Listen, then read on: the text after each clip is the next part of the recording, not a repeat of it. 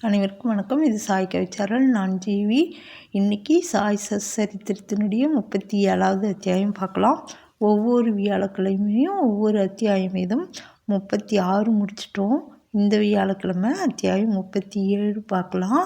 ஒவ்வொரு அத்தியாயமும் நீங்கள் பார்க்கணுன்னா சாய் கவிச்சாரல் சேனலை சப்ஸ்கிரைப் பண்ணிக்கோங்க. வாங்க வீடியோக்குள்ளே போகலாம்.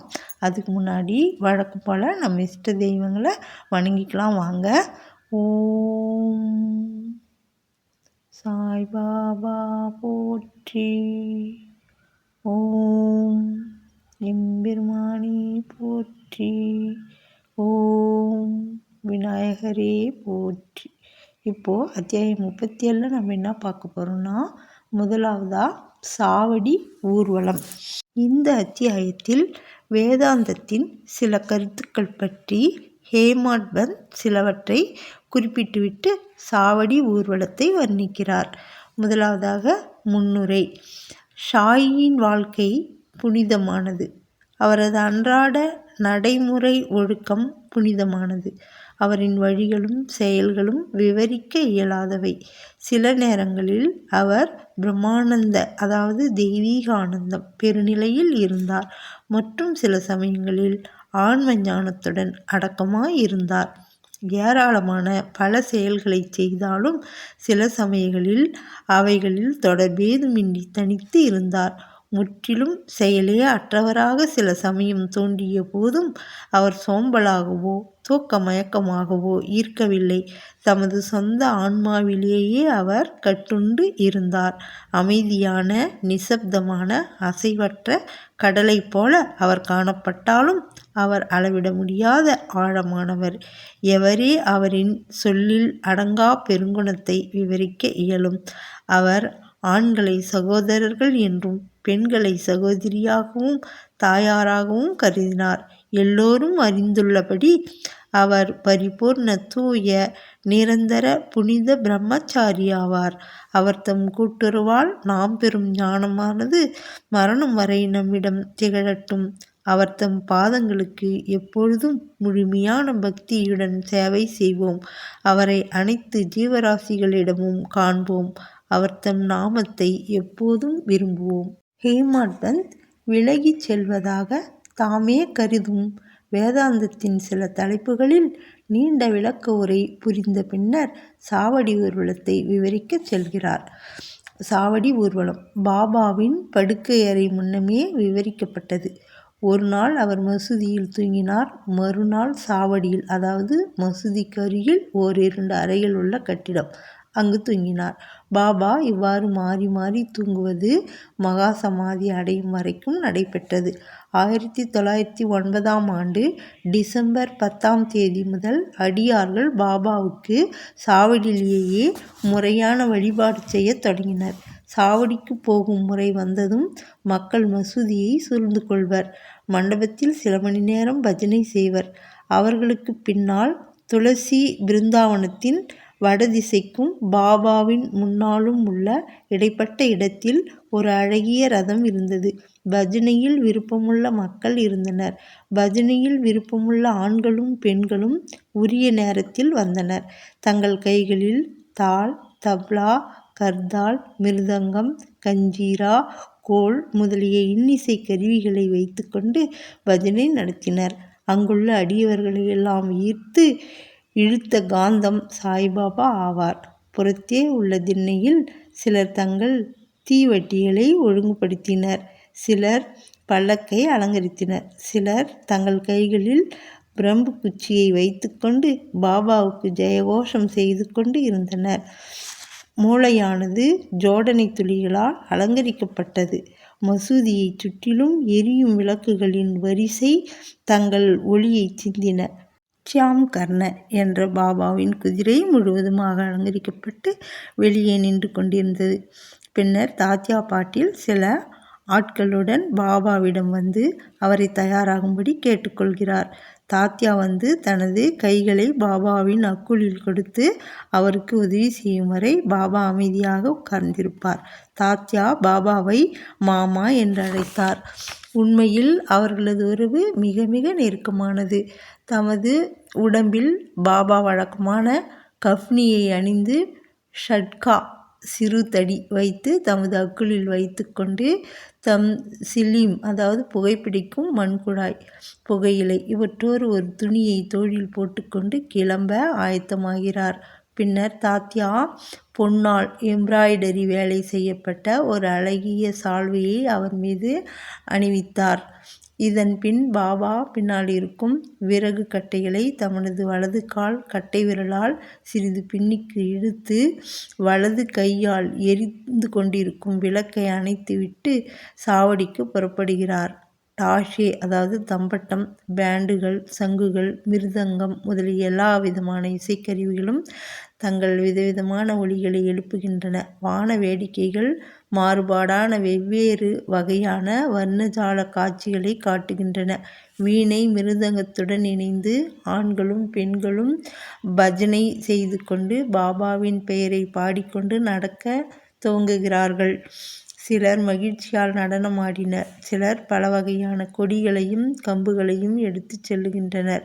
மசூதியின் படிகளுக்கு பாபா வந்ததும் பல்தார்கள் பாபாவுக்கு கட்டியம் கூறினர். பாபாவின் 2 பக்கங்களிலும் சாமரம் பிடித்து கொண்டிருப்பவர்களும் விசிறுபவர்களும் நின்று கொண்டிருந்தனர். அடியவர்களின் கைகளால் தாங்கப்பட்டு பாபா நடந்து வரும் வழியில் துணி மடிப்புகள் விரிக்கப்பட்டிருந்தன. தாத்யா பாட்டீல் அவரது இடது கையையும் மகால் சாபதி வலது கையையும் பாபு சாஹேப் ஜோக் அவர் தலைமீது குடையையும் பிடித்திருந்தனர். இவ்விதமாக பாபா சாவடிக்கு நடந்து செல்கிறார். முழுமையும் அலங்கரிக்கப்பட்ட ஷியாம்கர்ண என்ற சிவப்பு குதிரை வழிவகுத்து கொண்டு சென்றது. அதன் பின் பல்லக்கு தூக்கிகள், ஏவலாட்கள், இசை பாடுவோர் மற்றும் அடியவர் கும்பலும் வந்தனர். ஹரி நாமமும் ஷாயி நாமமும் இசையுடன் இணைந்து குரலொலி வானை பிளந்தது. இவ்விதமாகவே ஊர்வலம் வீதி முனையை அடைந்தது. இந்த கூட்டத்தில் கலந்து கொண்ட யாவரும் மிக்க மகிழ்ச்சியடைந்து களிப்புடன் காணப்பட்டனர். இந்த முனைக்கு வந்ததும் பாபா சாவடியை நோக்கி நின்று கொண்டார். ஏதோ ஒரு விசித்திரமான ஒளியுடன் அவர் பிரகாசித்தார். அதிகாலையைப் போன்றோ உதய சூரியனின் பிரபையைப் போன்றோ அவர் முகம் சுடர் ஒளி வீசியது. ஒருமுகப்பட்ட மனதுடன் பாபா அங்கு யாரையோ கூப்பிடுவோர் போல் வடக்கு திக்கை நோக்கி நின்றார். எல்லா இசைக்கருவிகளும் ஒலித்து கொண்டிருக்கும் போது பாபா தமது வலது கையை மேலும் கீழும் சிறிது நேரம் அசைக்கிறார். இந்நேரம் காகா ஷேகிப் தீஷித் குலால் என்ற சிவப்பு பொடியுடன் கலந்த மலர்களை கொண்ட வெள்ளித்தட்டுடன் முன்னே வந்து அவைகளை பாபாவின் திருமேனியில் அடிக்கடி தூவினார். இத்தருணத்தில் இன்னிசைக் கருவிகள் மிகச் சிறப்பாக ஒலித்தன. பாபாவின் முகம் நிலையுறுதியான அதிகரிக்கப்பட்ட சாந்தியுடனும் அழகுடனும் கதிரை உமிழ்ந்தது. எல்லா மக்களும் இச்சோதியை தங்கள் மனநிறைவு கொள்ளும் வரை பருகிறார்கள். இந்நிகழ்ச்சியின் காட்சியையும் உயர்வான கீர்த்தியையும் விவரிக்க வார்த்தைகள் தவறிவிடுகின்றன. சில சமயங்களில் மகால் சாபதி ஏதோ ஒரு ஆவேசம் பிடித்தவர் போல் ஆடுகிறார். ஆனால் பாபாவின் ஏகாகிர சித்தம் அதாவது கவனம் சிறிதளவும் கலைக்கப்படாதது கண்டு அனைவரும் அதிசயித்தனர். தமது கைகளில் விளக்குடன் தாத்யா பாட்டீல் பாபாவின் இடப்புறத்திலும் பகத் மகால் சாபதி வலப்புறத்திலும் பாபாவின் ஆடைகளின் நுனியை பிடித்து கொண்டு வருகிறார்கள். எத்தகைய சுந்தர ஊர்வலம்! எத்தகைய பக்தியின் பாங்குகள்! இதை காண ஆண்களும் பெண்களும் ஏழை பணக்காரர்களும் அங்கு ஒன்றாக திரண்டுள்ளனர். பாபா மிக மெதுவாகவே நடக்கிறார். பக்தர்கள் இருமருங்கிலும் அன்புடனும் பக்தியுடனும் தொடர்கிறார்கள். அவ்விடத்து வழிமண்டலம் முழுவதும் மகிழ்ச்சி ஊடுருவி பறந்து ஊர்வலம் சாவடியை அடைகிறது. அக்காட்சியும் அந்நாட்களும் சென்றுவிட்டன. ஒருவரும் அவைகளை இப்பொழுதோ எதிர்காலத்திலோ பார்க்க முடியாது. எனினும் அக்காட்சியையும் தோற்றத்தையும் நினைவு கூர்ந்தும் மனக்கண்முன் கொணர்ந்தும் தமது உள்ளங்களுக்கு அமைதியையும் திருப்தியையும் கொணரலாம். சாவடியும் நல்ல வெண்மையான கூரை, கண்ணாடிகள், பல்வேறு வித விளக்குகள் இவைகளால் அலங்கரிக்கப்பட்டிருக்கிறது. அதை அடைந்ததும் சாத்யா முன்னால் சென்று ஒரு ஆசனத்தை விரித்து ஒரு திண்டை வைத்துவிட்டு பாபாவை அங்கு அமரச் செய்து நல்ல கோட்டையும் அணிவிக்கிறார். பின்னர் அடியவர்கள் அவரை பல்வேறு விதங்களில் வழிபடுகின்றனர். இறகுகளுடன் கூடிய கிரீடத்தை அவருக்கு சூட்டுகிறார்கள். அவர் கழுத்தை சுற்றி பூமாலையும் அணிப்பூன் மாலைகளையும் அணிவித்து நறுமணம் கமழும் நேர்கோடுகளையும் ஒரு புள்ளியையும் வைணவ அடியார்களைப் போன்று இட்டு அவர்கள் அவரை உள்ளம் நிறைவடையும் வண்ணம் நீண்ட நேரம் கூர்ந்து பார்க்கிறார்கள். தலையணியை அடிக்கடி மாற்றுகின்றனர். அவர் தூக்கி எறிந்து விடுவார் என்று பயந்து அவர்கள் தலையில் இருந்து எடுத்து மேலே சிறிது தூக்கி பிடிக்கிறார்கள். அவர் உள்ளங்களை எல்லாம் பாபா அறிகிறார். அடக்க ஒடுக்கமுடனும் தடை செய்யாமலும் அவர்கள் இஷ்டங்களுக்கெல்லாம் பாபா சாதுவாக கீழ்ப்படுகிறார். இவ்வலங்காரங்களுடன் அவர் வியக்கத்தக்க அழகுடன் திகழ்கிறார். நானா சேகி முனிமோன்கர் கம்பை சுற்றி செய்யப்பட்டுள்ள அழகான குஞ்சரங்களுடன் கூடிய கொடையை மேலே பிடிக்கிறார். பாபு சாஹேப் ஜோக்ஜி ஒரு வெள்ளி பாத்திரத்தில் பாபாவின் பாதங்களை கழுவுகிறார். அர்க்கியமும் பூஜையும் உரிய சம்பிரதாயங்களுடன் செய்துவிட்டு அவர் கைகளில் சந்தனம் பூசி தாம்பூலம் அளிக்கிறார்.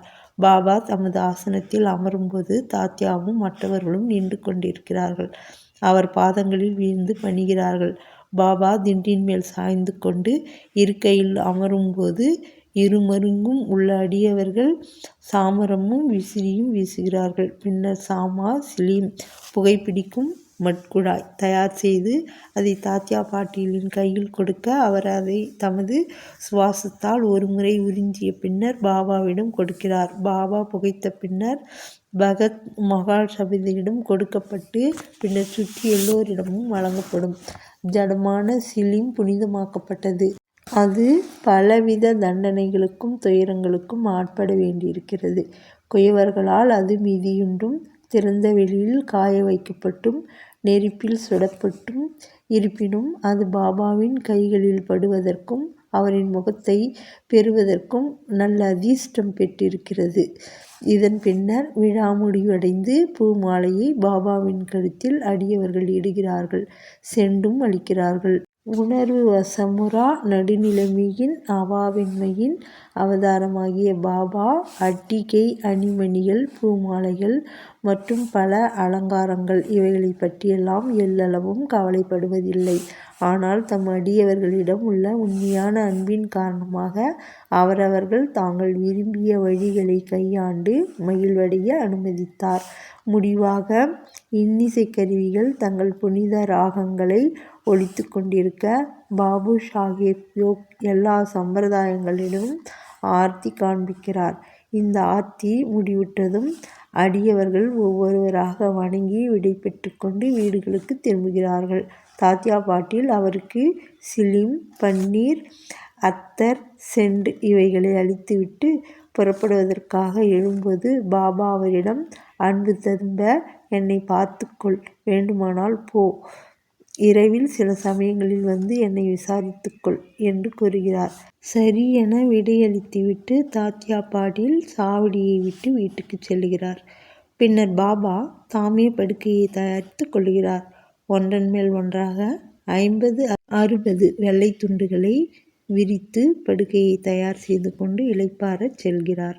வாசகர்கள் ஒவ்வொரு நாளும் படுக்கப் போகும் முன் சாய்பாபாவையும் அவரது சாவடி ஊர்வலத்தையும் நினைவு கூறும்படியான வேண்டுகோளுடன் இந்த அத்தியாயத்தை முடித்து நாமும் இளைப்பாறுவோமாக.